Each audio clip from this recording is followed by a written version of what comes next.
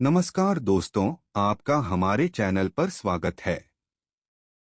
अगर चैनल पर नए हैं तो चैनल को सब्सक्राइब जरूर करें। गीता पढ़ने का सही नियम क्या है? इन 4 चरणों से गुजरने के बाद ही मिलता है पूर्ण ज्ञान। भगवत गीता के पाठ से व्यक्ति को काम व कर्म के बारे में सीख मिलती है। इतना ही नहीं, हमारे हर प्रश्न का उत्तर गीता में समाहित है। आप जितनी बार इसका पाठ करेंगे, आपको कुछ नया सीखने को मिलेगा। श्रीमद् भागवत गीता हिंदू धर्म का एक पवित्र ग्रंथ है। गीता में 18 अध्याय और 700 श्लोक हैं, जो सभी महत्वपूर्ण हैं। महाभारत में भगवान श्री कृष्ण ने अर्जुन को जो उपदेश दिए थे, वही गीता है। गीता में आत्मा, परमात्मा, भक्ति, कर्म, जीवन आदि का वृहद रूप से वर्णन किया गया है। गीता से हमें यह ज्ञान मिलता है कि व्यक्ति को केवल अपने काम और कर्म पर ध्यान देना चाहिए। साथ ही कर्म करते समय इस बात का ध्यान रखना चाहिए कि हम जो भी कर्म कर रहे हैं, उसका फल भी हमें निश्चित ही प्राप्त होगा। गीता हमें बताती है कि जीवन क्या है और इसे कैसे जीना चाहिए, आत्मा और परमात्मा का मिलन कैसे होते हैं, अच्छे और बुरे की समझ क्यों जरूरी है। इन सभी गूढ़ सवालों से जवाब हमें गीता से प्राप्त होते हैं। लेकिन सवाल यह है कि गीता का पूर्णत ज्ञान कैसे प्राप्त किया जा सकता है और इसके लिए इसे कितनी बार पढ़ना चाहिए। गीता या फिर किसी भी पाठ से ज्ञान को प्राप्त करने के 4 स्तर होते हैं। श्रवण या पठन ज्ञान, मनन ज्ञान, निदिध्यासन ज्ञान, अनुभव ज्ञान। इन चारों स्तर से गुजरने के बाद ही किसी भी ज्ञान की पूर्णता होती है और इससे समुचित लाभ होता है। इसका अर्थ यह है कि आप पहले पढ़ते या सुनते हैं। इसके बाद पढ़े सुने ज्ञान के बारे में चिंतन व मनन करते हैं।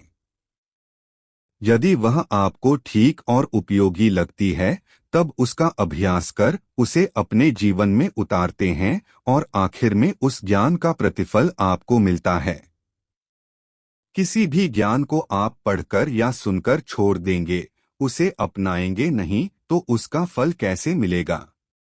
यही बात गीता पर भी लागू होती है। जब हम गीता पढ़कर उसके उपदेशों को जीवन में उतारेंगे, तो निश्चित ही सुपरिणाम सामने आएगा। कितनी बार पढ़ना चाहिए श्रीमद् भागवत गीता और क्या है इसके लाभ? जब हम पहली बार गीता पढ़ते हैं, तो इसे हम एक अंधे व्यक्ति के रूप में पढ़ते हैं।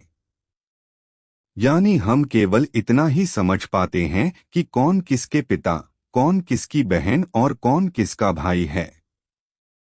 पहली बार गीता पढ़ने पर इससे ज्यादा कुछ समझ में नहीं आता।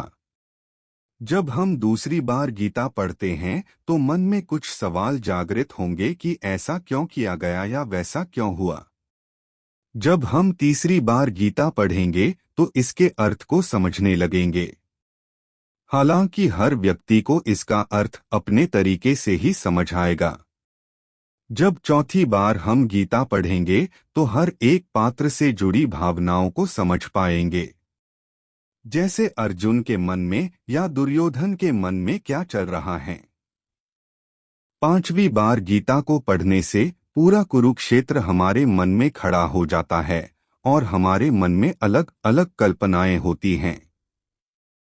छठवीं बार गीता पढ़ने से हम भगवान को अपने सामने अनुभव करने लगते हैं और हमें ऐसा लगता है कि भगवान हमारे सामने ये सब बता रहे हैं। आठवीं बार गीता को पढ़ने से हमें यह परिणत एहसास हो जाता है कि कृष्ण कहीं बाहर नहीं बल्कि हमारे भीतर ही हैं और हम उनके भीतर। श्रीमद् भगवत गीता पाठ के नियम। भगवत गीता पढ़ने के लिए सुबह का समय सबसे उत्तम माना जाता है, क्योंकि इस समय मन, मस्तिष्क और वातावरण में शांति व सकारात्मकता होती है। गीता का पाठ हमेशा स्नान के बाद और शांत चित्त मन से ही करना चाहिए। पाठ करते समय बीच बीच में इधर उधर की बातें नहीं करनी चाहिए और न ही किसी कार्य के लिए बार बार उठना चाहिए। साफ सफाई वाले स्थान और जमीन पर आसन बिछाकर ही गीता का पाठ करना चाहिए।